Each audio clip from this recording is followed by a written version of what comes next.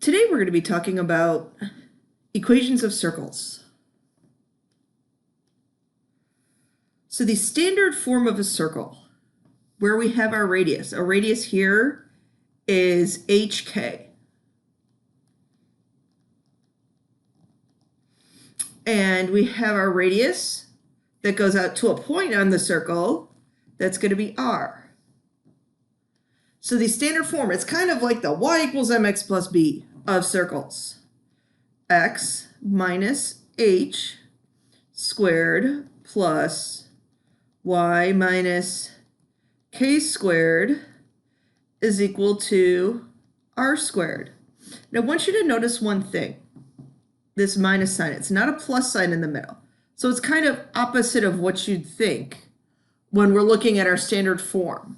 So if I had a standard form circle of x plus 1 squared plus y minus 7 squared equals 25, okay, my center would be -1, 7, because I would need to change that to x minus a -1. And then our radius is the square root of whatever number's there, and that's going to be 5. Okay, so writing the equation of a circle with the center at -3 and a radius of 6. And what you have to think of here is just write out that formula, because this is a new formula for you guys. And you might even have to look in your notes to what the formula is the first few times you write it out. But the more you write it out, the more you're going to get used to it. So something I want to do is I'm going to change the colors of everything. I'm going to change the colors there to red, and I'm going to change that to blue, because I want to highlight that this is H and that is K, and a radius of 6, well, that's R. So now we have to plug in x minus something plus y minus something equals the radius squared. Well, H is 3, y is plus a -3, and I want you to write that as a plus. R squared, that's going to be 36. Okay? And don't leave things unsimplified. I want you guys to simplify things. All right, the next example. Write the equation of the circle graphed to the right. So we need to come up with our center. We need to come up with what the radius is. And eventually we're going to be plugging that into our x minus h squared plus y minus k squared equals r squared. Okay, so the center is that point right there. So that point is 1, 2, 3. So I'm going to plug that in. I'm actually just going to erase. So that's why we use pencils in math. Kind of makes our life a little bit more efficient. The radius they give me is 2. What's 2 squared? That's 4. So I can plug it in. And we're going to be leaving all the equations like that. We're not going to be multiplying them out, because multiplying it out doesn't give us much information. This gives us all the information that we need to know. Okay, write the equation of a circle that has its center at -3, 2, and passes through the point 1, 2. So we have H and K, and this is going to be an X and a Y. Kind of like when we were writing equations of lines and it passes through a point. 1, 2, we would plug in 1 for X, 2 for Y. So again, write out that equation.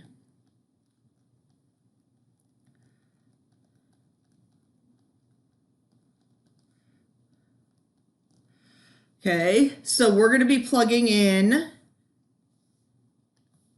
for h and k the values that we have. Plus 3 plus 2. We're going to be plugging in for x and y the values that we have. 1 and 2. That's going to allow us to solve for r. 1 plus 3 is 4, squared is 16. 2 plus 2 is 4 squared, 16 is equal to r squared. I'm not going to square root anything. I'm going to combine 16 and 16 to get 32, and that's going to be what my r squared equals. So now, again, notice how I keep writing this out. You guys aren't used to this formula yet. But this does look similar to something. Does look similar to a formula that we've already talked about. So I plug in x plus 3, x plus 2. I don't plug in the x and y's because there's an infinite amount of x and y's I can have. They just gave us one specific one. What was our r squared? 32. Okay, find the points of intersection between x squared plus y squared equals 32 and y plus 8. Okay, so between this circle and this line. So I think that's kind of interesting. We're going to see how many points do those intersect at. So I have x squared plus y squared equals 32, and I have y equals x plus 8. Well, y equals x plus 8. So substitute in x plus 8 for the y. So I have x squared plus y squared equals 32. Y squared is equal to x plus 8. So now it's just a matter of solving. X squared, FOIL out x plus 8. Squared plus 16 x plus 64 equals 32. Remember, x plus 8 times x plus 8. X squared. I have two middle terms, that's why it's 16x. And then the last term is squared. Okay. Combining like terms, so I have a 2x squared plus a 16x. If I subtract 32 over, we get 32 equals 0.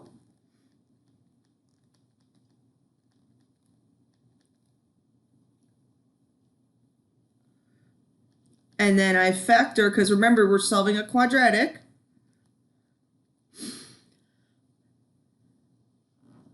X squared plus 8. So I need two things that multiply to be 16, but are going to add to be 8. Well, that's x plus 4 times x plus 4, or x plus 4 squared. So then we have x plus 4 equals 0.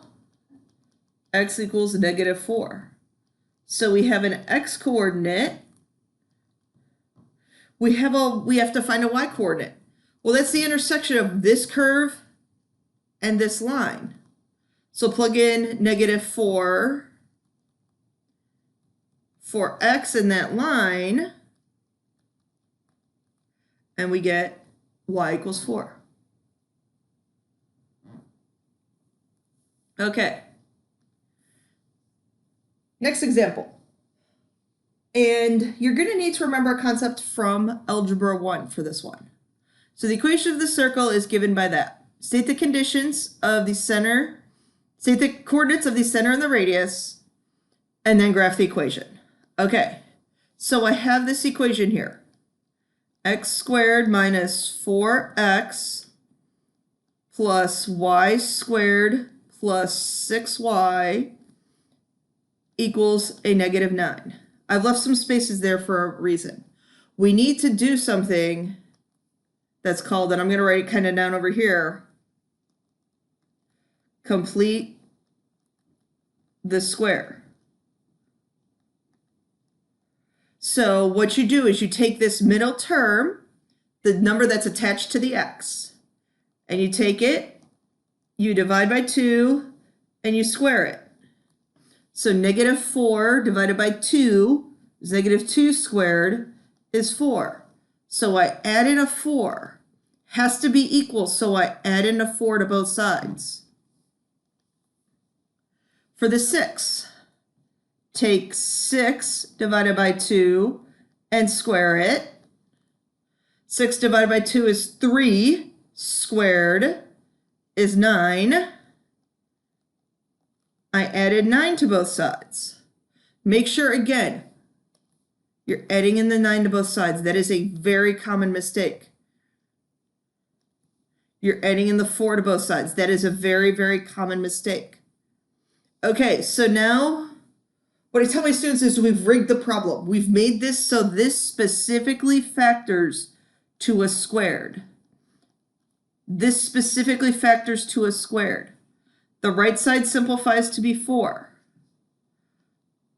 So this left piece here factors to a perfect square trinomial of x minus 2.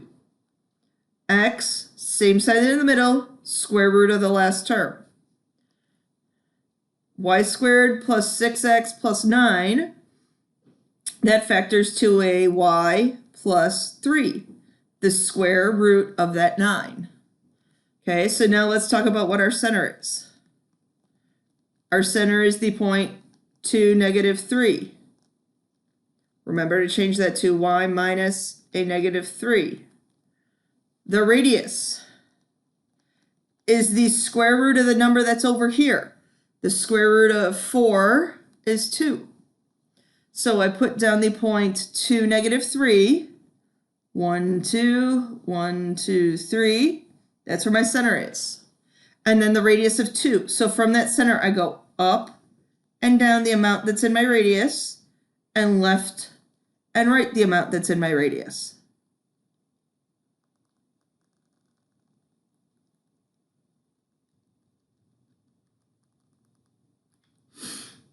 And that's our circle. Okay, example 6. A designer of an amusement park wants to place a food court equidistant from the roller coaster located at the point 4, 1, a Ferris wheel at 0, 1, and a boat ride located at 4, negative 3. Determine the location of the food court. So you're trying to find a point that is equidistant from 3 points. That's the circumcenter way back from chapter 5, which is the intersection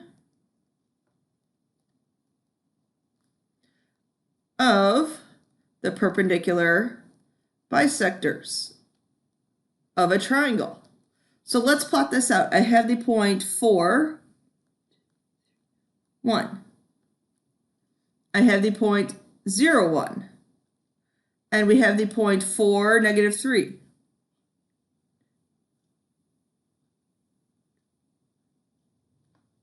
So if that was a triangle, I'd want to find basically the perpendicular bisectors of one side and the other side, the ones that look like they're either straight vertical or straight horizontal lines. So remember, the perpendicular bisector goes through the midpoint. So what's the midpoint? 1, 2.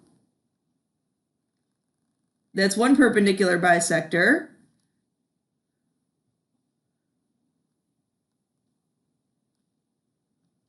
What's that intersection point there? That's the point 2, negative 1. So that's going to be located at 2, negative 1. And again, we found that by finding the circumcenter of a circle that would go through all 3 of those points. And then another question I added in that I really love is write the equation of a circle whose diameters whose endpoints of the diameter are 7, negative 2, and negative 11, negative 4. Remember, okay, so this is a diameter. Where does the center happen? The center is the midpoint of the diameter. So I find the midpoint. Oh, midpoint formula. 17 plus a negative 11 or minus 11 divided by 2. A negative 2 minus 4 over 2. This works out to be the point 3, negative 3. Okay, so that's the center. That's my H and my K. Now I need to write the equation of our circle. We have an H and a K.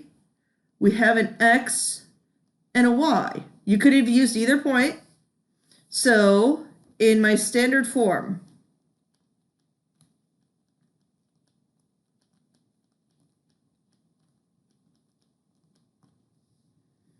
okay, the H and the K become the points 3, negative 3. The X and the Y points become, pick one of those 2 points. I chose the 17 and the negative 2. And I'm going to write negative 2 correctly.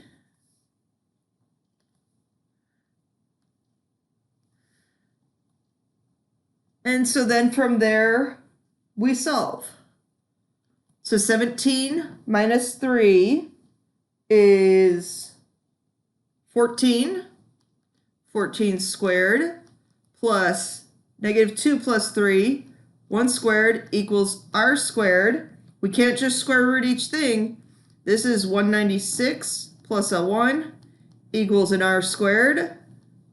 197 equals r squared. So now, again, it's just a matter of plugging into this y minus h squared plus x, x minus h squared plus y minus k squared equals r squared. R squared was the 197 we just solved for. The h and the k we found by finding the midpoint. So the reason I like this problem so much is it's a multi-step problem. It's not just a one-step problem. There's multiple steps in this problem. And there's your writing the equation with the endpoints of the diameter. Thank you for watching my video on equations of circles.